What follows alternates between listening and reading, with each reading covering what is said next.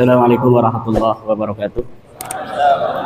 Alhamdulillah, salatan wa salaman ala rasulillah amma ba'du. Maka Bapak Kiai Haji Syarif Rahmat, Ketua Umum Padasuka yang saya muliakan, Bapak dari Polda yang saya muliakan, Bapak dari TNI yang saya hormati, pembicara kita Bapak Profesor Anhar Gonggong, Bapak Tubagus Nur Fadil Tirtayasa. Ini kayaknya masih saudara, sama-sama Tirtayasa. Pak Anhar Gonggong ini dari Sulawesi, turunan Syekh Yusuf Makassar, menikah dengan Putri Sultan Ageng Tirtayasa. Kemudian keturunannya ada di Tirtayasa, juga ada di Afrika Selatan, ada juga di Makassar.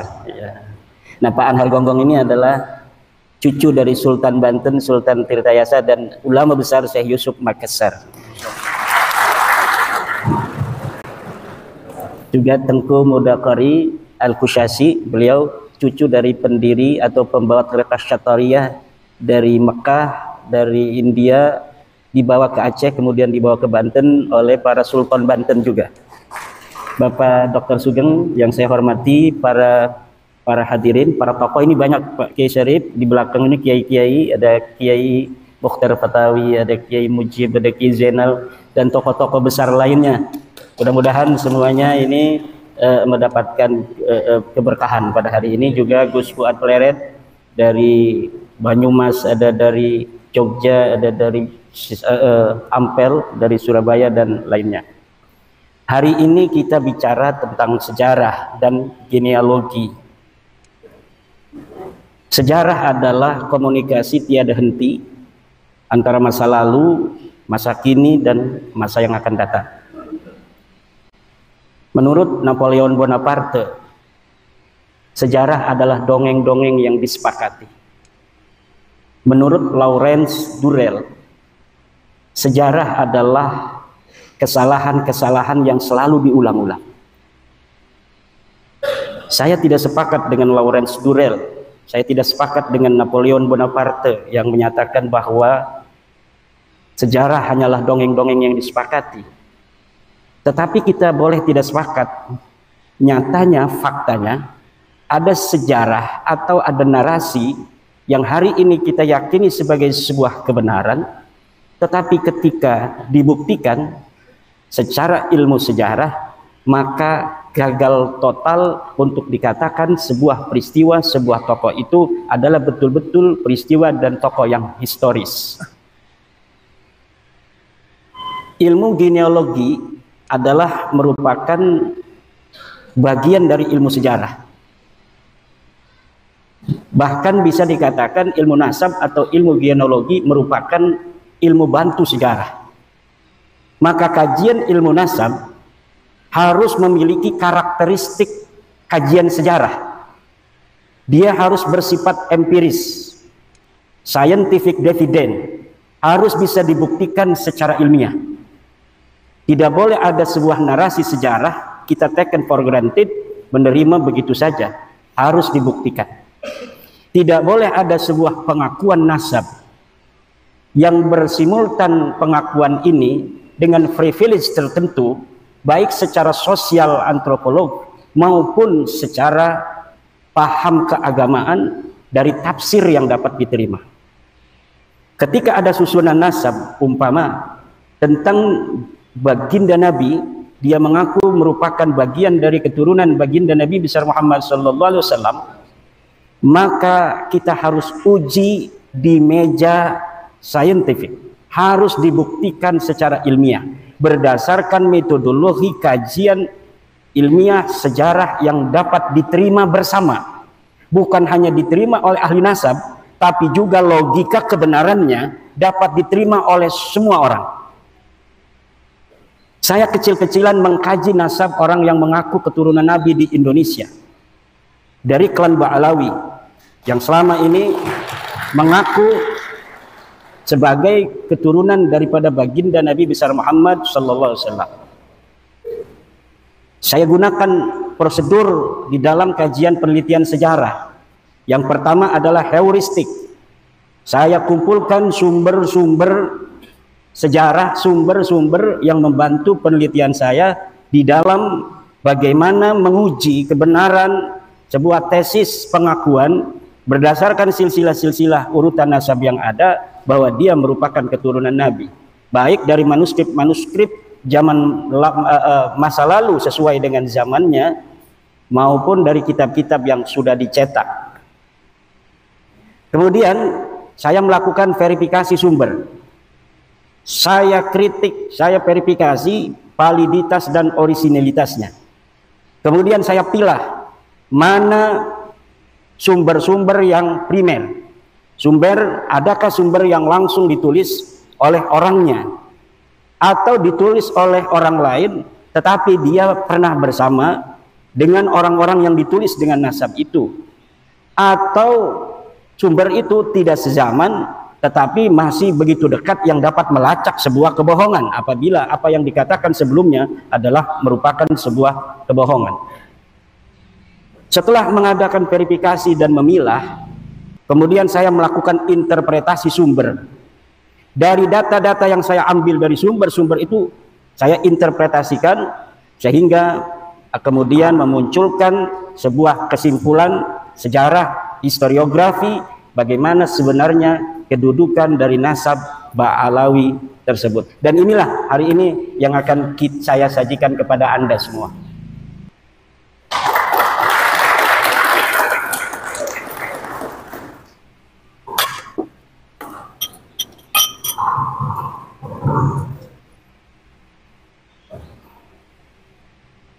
Atau sambil berdiri aja ya.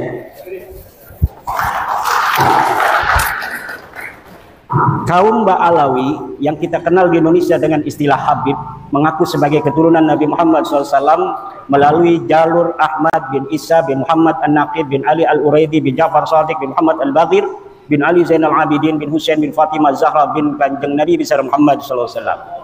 Ahmad bin Isa, ini titik poinnya, dari sini yang diakui. Ahmad bin Isa ini wafat 345 Hijriah, telah terkonfirmasi sebagai keturunan Nabi Muhammad SAW melalui pelacakan kitab Tahdhibul Ansab karya Al-Ubaidili yang wafat tahun 435 Hijriah. Sosok Ahmad bin Isa ini lulus tes uji petik dari kitab nasab. Kemudian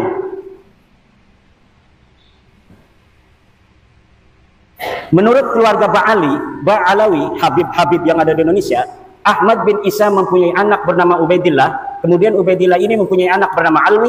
Alwi inilah yang menurut keluarga Ba'alawi adalah leluhur mereka. Alawi bin Ubaidillah bin Ahmad bin Isa bin Muhammad An-Naqib bin Ali Al-Uraidi bin Ja'far Shadiq Muhammad Al-Baghir bin Ali Zainal Abidin bin Husain bin Fatimah bin Nabi besar Muhammad SAW. Ini nasab mereka dan kita bisa lihat dari tokoh-tokoh mereka yang senang majang-majang nasab di media sosial.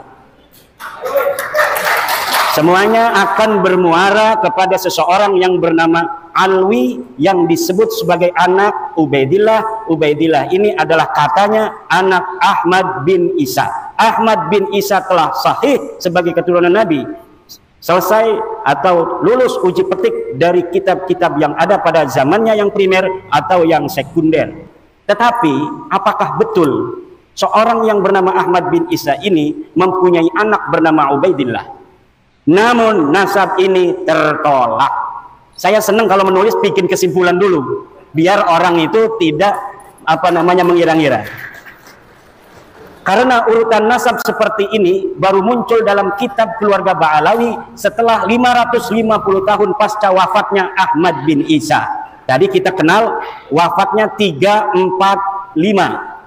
Sedangkan kitab-kitab nasab yang paling dekat dengan masa hidupnya Ahmad bin Isa, yaitu kitab nasab yang ditulis di abad ke-5, tidak menyebutkan bahwa Ahmad bin Isa mempunyai anak bernama Ubaidillah. Mulai dari kitab abad ke-5, ke-6, ke-7, ke-8, tidak menyebutkan Ahmad bin Isa mempunyai seorang anak yang namanya Ubaid atau Ubaidillah. Next.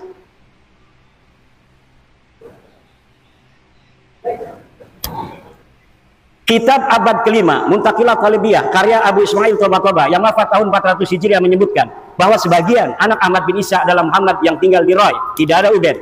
Kitab abad ke-5, Tahdhibul Ansab, karya Al-Ubaidili yang wafat tahun 435 menyebutkan pula bahwa sebagian anak Ahmad bin Isa adalah Muhammad. Kitab abad ke-5, Al-Mazdi, karangan Al-Umari, wafat 490 menyebut pula bahwa sebagian anak Ahmad bin Isa adalah Muhammad.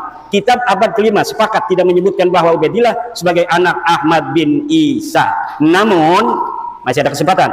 Kitab-kitab abad kelima tersebut masih membuka masuknya nama lain dari anak-anak Ahmad bin Isa, karena kalimat yang dipakai adalah kalimat yang tidak menunjukkan makna terbatas atau hasr, menggunakan kalimat sebagian dari anaknya adalah Muhammad.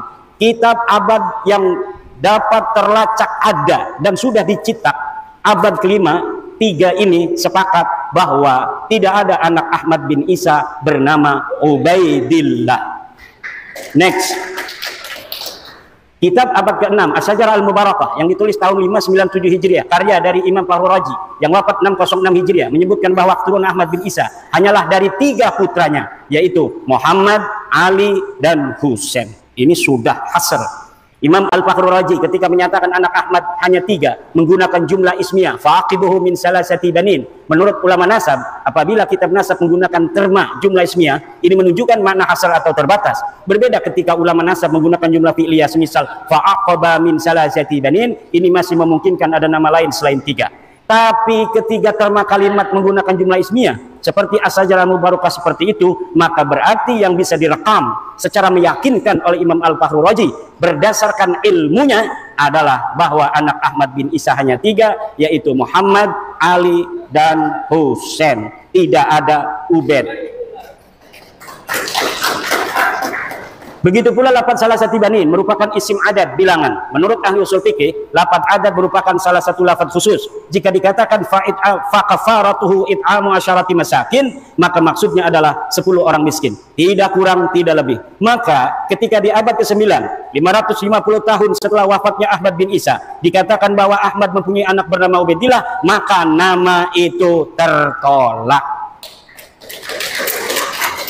Lalu dari mana Imam Fakhrur Razi mengetahui 3 ini tanpa adanya referensi yang disebutkan dalam kitab Asy-Syajarah Mubarakah? Inilah yang dikritisi oleh Rumel Abbas misalnya dan yang lain sebagainya. Imam Fakhrur Razi, saudara, ketika menyebut anak Ahmad bin Isa hanya terbatas pada 3 saja, ini sangat bisa dipercaya. Kenapa? Karena ia tinggal di kota Roy di Iran. Sedangkan di Roy banyak anak keturunan Ahmad bin Isa dari jalur Muhammad bin Ahmad bin Isa. Ini sabotase. Jangan-jangan ini yang megang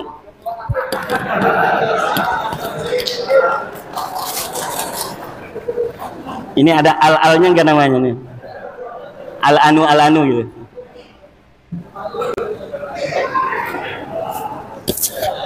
Kitab abad ke-7. Ini tadi abad ke-6 sudah dihasar bahwa anaknya cuma 3. Sekarang bagaimana reportase dari kitab-kitab yang ada yang sampai kepada kita dari abad ke-7, ke-8 dan ke-9 awal. Kitab abad ke-7 Al-Fakhri karangan Imam Al-Marwazi yang wafat 614 Hijriah juga tidak menyebut nama Ubaidillah sebagai anak Ahmad bin Isa. Ia hanya menyebutkan bahwa sebagian anak Ahmad bin Isa adalah Muhammad. Kitab abad ke-8 Al-Asili karya At-Taqtaqi yang wafat 709 Hijriah menyatakan bahwa sebagian anak Ahmad bin Isa adalah Muhammad. Kitab abad ke-8 As-Sabatul Musan karya Ibnu Al-Araj Al-Husaini yang wafat 787 Hijriah menyatakan bahwa sebagian anak Ahmad bin Isa adalah Muhammad. Kitab abad ke-9 Umdatul Talib karya Ibnu Inabah yang wafat tahun 828 Hijriah menyatakan bahwa sebagian anak Ahmad bin Isa adalah Muhammad. Maka ada 8 kitab nasab yang sudah saya sebutkan yang membentang mulai dari abad ke-5, ke-6, ke-7, ke-8 dan ke-9 awal sepakat bahwa Ahmad bin Isa tidak mempunyai anak bernama Ubaidillah, dan di abad ke-6 sudah dihasar bahwa anak Ahmad bin Isa hanya 3. Maka masuknya nama Ubaidillah sebagai anak Ahmad bin Isa tidak bisa dianggap sah. Next. Kapan muncul nama Ubaidillah sebagai anak Ahmad bin Isa? Ubaidillah muncul sebagai anak Ahmad bin Isa pada abad 9 Hijriah. Dimunculkan oleh Habib Ali bin Abu Bakar As-Sakran yang wafat 895 Hijriah dalam kitabnya Al-Burqa Al-Musiqah dengan menghusnuzoni. Ini bahasa saya. Kalau bahasa Tengku ini nggak boleh katanya husnuzon ini. Nama Abdullah yang ada pada As-Suluk sebagai Ubaidillah. Ceritanya ada kitab sejarah yang menyebutkan sebuah silsilah dari seorang ahli hadis yang bernama Ali, Abu Hasan Ali bin Muhammad, terus binnya kemudian dia bin Abdullah bin Ahmad bin Isa. Lalu kata keluarga Habaib ini, oh saya punya leluhur namanya Ubaid.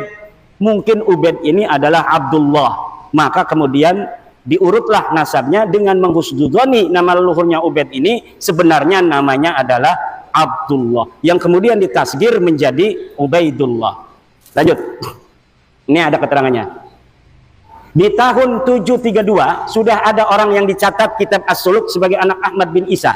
Selain dari 3 anaknya yang disebut dalam As-Sajalah Mubarakah, namanya Ali dari keluarga Bajadid Abu Alwi. Katanya ia keturunan Ahmad bin Isa dari anaknya yang bernama Abdullah. Nama lengkapnya Abu Hasan Ali bin Muhammad bin Ahmad bin Jadid bin Ali bin Muhammad bin Jadid bin Abdullah bin Ahmad bin Isa. Nama Abdullah inilah yang dihusnudzoni oleh Ali As-Sakran sebagai Ubaid, di mana leluhurnya dulu bernama Ubaid. Lalu ia memahami bahwa Ubaid ini sebenarnya Ubaidillah dan Ubaidillah ini sebenarnya adalah Abdullah yang ditulis di kitab As-Suluk. Sejak itulah keluarga As-Sakran menulis silsilah leluhurnya sebagai Ba'alwi. Lalu apakah ini aman? Kita lihat. Sayangnya silsilah Ba'alwi Bajadid juga sebenarnya bermasalah karena ternyata kitab As-Suluk ada 3 manuskrip riwayat yang berbeda. Jadi manuskrip As-Suluk yang dikarang 732 sampai kepada Ali As-Sakran 895 yang nyampe ke beliau hanya salah satu manuskrip yang dicetak daripada 3 manuskrip sebenarnya yang ada. Yang mana yang benar? Wallahu a'lam bishawab.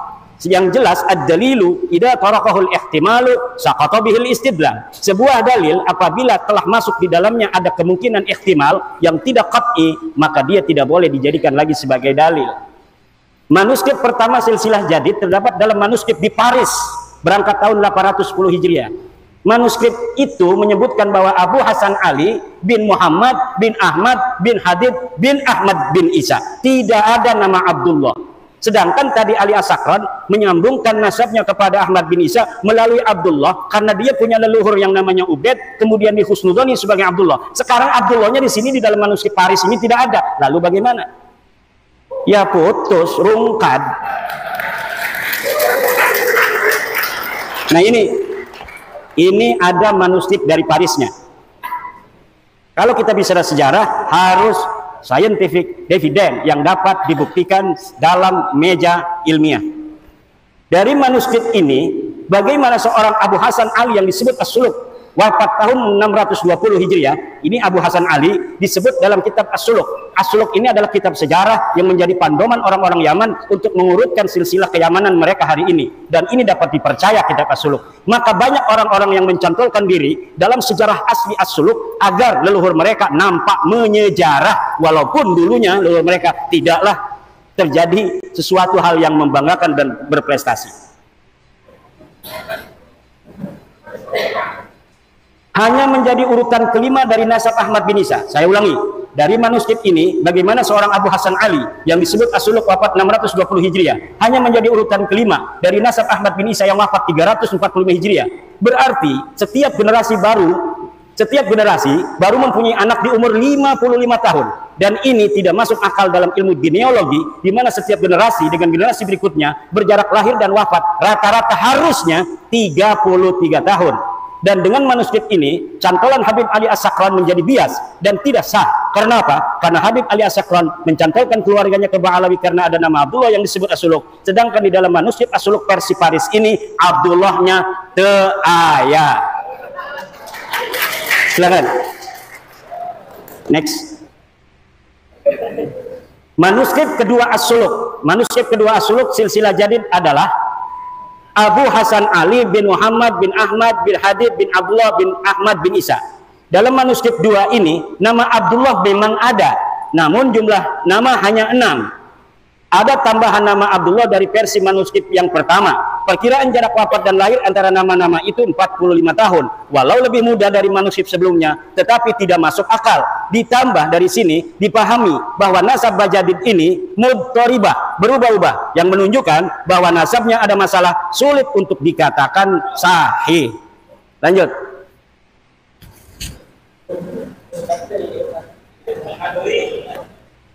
Manuskrip 3 As-Suluk. Manuskrip 3 As-Suluk silsilah Hadid adalah atau Jadid Abu Hasan Ali bin Muhammad bin Ahmad bin Hadid bin Ali Muhammad bin Hadid bin Abdullah bin Ahmad bin Isa. Silsilah inilah yang dicetak dan ditahqiq oleh Al-Aqwa tanpa menyebutkan dari versi manuskrip manakah silsilah ini diambil. Bisa jadi silsilah semacam ini tidak ada dalam manuskrip manapun. Ia mentahkiknya dan menambahinya berdasar pengetahuannya dari literasi Ba'alawi saat ini. Jika manuskrip pertama yang sahih, maka pencantolan Habib Ali As-Sakran gagal total. Karena nasab Ba'alawi saat ini adalah furu' dari usul nasab Bajadid. Ketika usulnya batal, maka furu'nya juga batal. Ini penting dan belum diungkapkan siapapun. Keluarga As-Sakran bukan Ba'alawi. Nampaknya kitab As-Suluk karya Imam Al-Janadi wafat 732 Hijriah adalah kitab sejarah yang menjadi pegangan latar belakang konstruksi nasab Ba'alawi dan sejarahnya. Nasab dan sejarah Ba'alawi yang ahistoris disusun sedemikian rupa menggunakan latar belakang sejarah yang terdapat dalam kitab As-Suluk. Penulis yakin secara ilmiah bahwa keluarga As-Sakran sebelumnya tidak dikenal dengan nama Ba'alawi. Nama Ba'alawi keluarga As-Sakran itu dikenal setelah kitab Al-Burqah dan kitab Al-Jauharus Safaf ditulis, yaitu milik Habib Abu Bakar As-Sakran dan Imam Al-Khatib. Seperti film fiksi sejarah Arya Kamandanu yang skenarionya ditulis berlatar belakang sejarah Majapahit. Ada orang namanya Ba'alawi dulu, ada silsilahnya ditulis dalam kitab sejarah. Lalu orang yang abad 9 mengatakan, itu leluhur saya. Gitu. Sejak itulah dia menggunakan nama yang ada dalam kitab itu untuk keluarga dia dan keturunannya. Next. Ini versi ilmiah ya, interpretasi dari sumber-sumber yang kita dapatkan. Perhatikan kitab An-Nabhah Al-Ambariyah, ini kitabnya. Setiap saya ngomong kitab, saya tidak sebutkan, tetapi ada foto dari kitab dan halamannya. Perhatikan kitab An-Nabhah Al-Ambariyah, karya Muhammad Kazim bin Abil Futuh, wafat 880 Hijriah. Dalam kitab itu di halaman 53 disebutkan bahwa Banu Abi Alwi adalah Abu Alwi bin Abil Jadid bin Ali bin Muhammad bin Ahmad bin Jadid. Dalam kitab itu, ulama yang hidup di abad 9 dan tinggal di Yaman sama sekali tidak menyebut nama-nama keluarga Ali As-Sakran yang ada pada masa itu atau sebelumnya. Seperti Faqih Muqaddam Muhammad Sohaib Mirbad sebagai Ba'alawi, ia hanya menyebut keluarga Jadid. Padahal pengarang kitab An-Nabhah Al-Ambariyah ini hidup semasa dengan Ali As-Sakran. Kalau pada masa itu dan sebelumnya keluarga Habib Ali As-Sakran dikenal sebagai Ba'alawi, tentunya Muhammad Kadzim akan menulis contoh-contoh Ba'alawi selain dari Jadid disebutkan, yaitu dari keluarga-keluarga Faqih Muqaddam dan sebagainya. Ini membuktikan bahwa keluarga Ba'alawi yang terkenal itu hanyalah dari keluarga Jadid. Keluarga Ali As-Sakran dan leluhurnya sebelumnya bukan keluarga Ba'alawi. Jika keluarga As-Sakran dikenal dengan nama Ba'alawi, tentu Abil Futuh yang hidup sejaman dengan As-Sakran akan menyebut minimal satu nama yang mengindikasikan bahwa keluarga As-Sakran adalah bagian dari Ba'alawi. Perhatikan kitab An-Nabhah Al-Ambariyah halaman 53, di sini nggak kelihatan, silahkan di Google saja. Next. As-Sakran hanya bisa menyebut dua nama keluarga Jadid. Habib Ali As-Sakran yang mengatakan bahwa Jadid yang ada dalam kitab sejarah itu As-Suluk adalah saudara dari Alwi, leluhur dia. Hanya bisa menyebutkan dua nama keluarga Jadid. Dua nama itu persis sama dengan yang disebut kitab As-Suluk, yaitu Abu Hasan Ali dan Abdul Malik yang berketurunan di India. Jika Jadid adalah betul-betul saudara Alwi, leluhurnya yang ditulis, dan ini pun saya yakin tidak ada orangnya, tentu akan banyak nama-nama selain keduanya yang diketahui Ali As-Sakran. Tapi mengapa As-Sakran seperti orang asing di keluarga Bajadid hanya mengetahui dua nama dari keluarga Bajadid yang diketahui dari kitab As-Suluk, yang bukan hanya diketahui oleh dia, kita juga mengetahui bahwa keluarga Jadid mempunyai dua nama yang tertulis dalam sejarah, yaitu Abu Hasan Ali dan Abdul Malik. Apa bedanya saya dengan dia? Sama-sama mempunyai dua nama saja, padahal dia mengaku sebagai keluarga besarnya. Silakan. Makam Ahmad bin Isa ditemukan setelah 602 tahun. Ahmad bin Isa yang wafat tahun 345 Hijriah, makamnya hari ini berada di Husaisah. Lalu apakah makam itu sudah dikenal sejak tahun wafatnya itu, yaitu 345? Al-Janadi 732 Hijriah tidak merekam adanya makam Ahmad bin Isa, padahal ia sejarawan yang rajin mencatat nama-nama makam yang diziarahi dan dianggap berkah. Artinya pada tahun 732 Hijriah itu makam Ahmad bin Isa belum dikenal seperti saat ini. Telah berjarak 387 tahun sejak wafatnya, makam Ahmad bin Isa belum dikenal orang. Ini dalam reportase As-Suluk yang rajin jarah-jarahin makam, tetapi dia mencatat nama makam-makam lain, tidak mencatat nama Ahmad bin Isa yang katanya sudah wafat 345 Hijriah di Yaman. Ini orang Yaman Al-Janadi.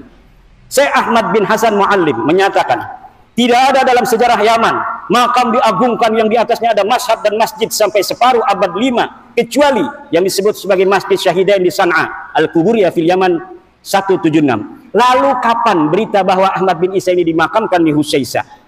Berita awal yang didapatkan adalah Ba Makhrama 947 Hijriah dalam kitabnya Qaladatun Nahar fi Wafayat A'yanid Dahr disebutkan bahwa makam Ahmad bin Isa di Husaisah. Qaladatun Nahar fi Wafayat A'yanid Dahr 2/518 Asy-Syamilah.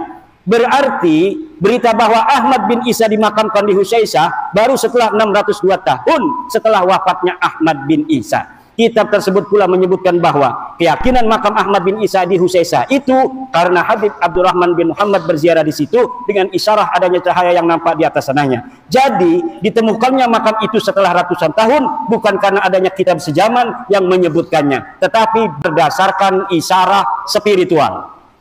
Diceritakan di situ bagaimana cara menemukannya, yaitu dengan meminta doa kemudian melihat cahaya. Ada cahaya di situ maka ditetapkanlah makamnya di situ. Dan sekarang banyak terjadi seperti itu, makam-makam baru yang dulunya kita tidak mengetahui pernah ada makam di situ, kemudian sekarang ada makam. Ini masih mending, tidak merampok siapa-siapa, dia hanya berbohong. Makamnya sudah ada namanya, kemudian namanya dibelokin kemana-mana, tidak sesuai dengan tradisi riwayat dari keluarganya sendiri.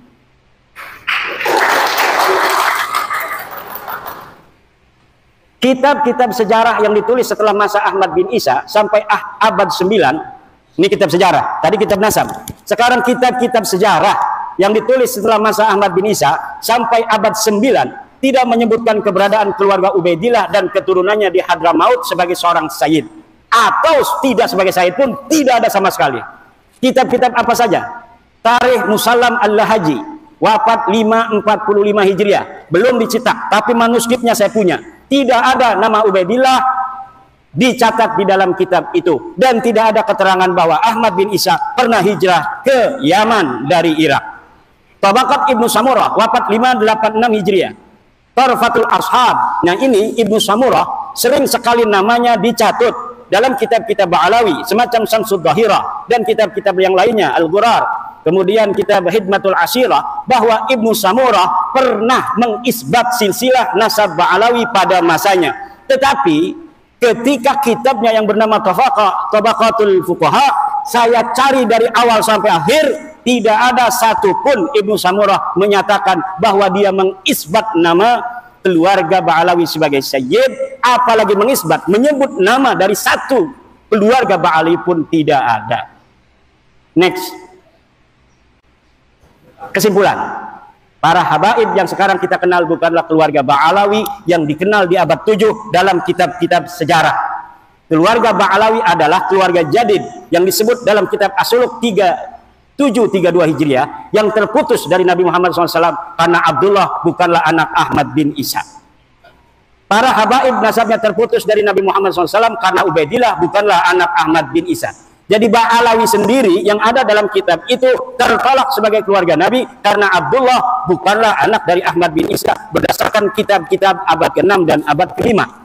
Kemudian ada orang nyantol kepada nama itu. Ya, yang dicantolnya itu rungkat, dianya ikut rungkat. Pengakuan keluarga habaib sebagai keturunan Nabi baru mulai abad 9 oleh Habib Ali As-Sakran dalam Al-Burqah dan atau Abdurrahman Al-Khatib 855 Hijriah dalam Al-Jauhar Asy-Syafaf. Ini jarang saya ambil namanya Al-Khatib, walaupun hidup bareng. Dia adalah Al-Khatib ini murid dari kakeknya Habib Ali As-Sakran, juga murid daripada ayahnya. Jadi walaupun dia bukan Ba'alawi, terindikasi subjektivitas itu ada karena dia hidup bersama Habib Ali As-Sakran. Dan kitab Al-Jauhar Asy-Syafaf ini belum dicetak sampai sekarang. Dia bagaikan sebuah kitab sakti yang tidak boleh dilihat oleh siapapun, tetapi sering diambil oleh kalangan Ba'alawi untuk membela nasabnya. Jadi kita tidak bisa untuk melihatnya, tetapi dia mengutipnya. Bagaimana sebuah dalil hanya bisa diketahui oleh mereka, kemudian didalilkan kepada kita tanpa kita bisa memverifikasi, tanpa kita bisa memvalidasi, tanpa kita tahu originalitasnya seperti apa. Jadi ini namanya senjata yang sangat canggih, yang bisa untuk membacok tapi kita nggak bisa melihatnya. Kitab-kitab yang lebih muda dari As-Sajarah Al-Mubarakah 606 yang menyebutkan bahwa Ba'alawi habaib tersambung nasabnya kepada Rasulullah tertolak karena hanya mengutip dari Al-Burqah dan Al-Jauhar kitab abad 9 Hijriah. Next. Terakhir, usaha yang perlu ditempuh habaib agar nasabnya tersambung. Saya kasih clue-clue. Seorang yang meneliti ya harus begitu kan. Kita bukan karena tendensi subjektivitas dan sebagainya. Enggak, kita ilmiah aja. Para pendukung nasab Ba'alawi habaib untuk tersambung nasab mereka harus menyajikan kitab yang lebih tua dari As-Sajarah Al-Mubarakah yang menyatakan bahwa 1. Ahmad bin Isa mempunyai anak bernama Ubaidillah, 2. Ubaidillah mempunyai anak bernama Alwi. Untuk bisa dikatakan bahwa para habaib sekarang ini tersambung kepada keluarga Ba'alawi, maka harus menyajikan kitab yang lebih tua dari As-Suluk yang menyebutkan bahwa Jadid mempunyai saudara bernama Alwi. Jika 3 pertanyaan itu tidak terjawab, dan yakin tidak akan terjawab kecuali bikin manusia palsu, maka para habaib bukanlah keturunan dari Nabi besar Muhammad sallallahu alaihi wasallam. Demikian yang dapat saya sampaikan, mudah-mudahan ada manfaatnya. Wallahu wal muwaffiq ila aqwamit thoriq. Assalamualaikum warahmatullahi wabarakatuh.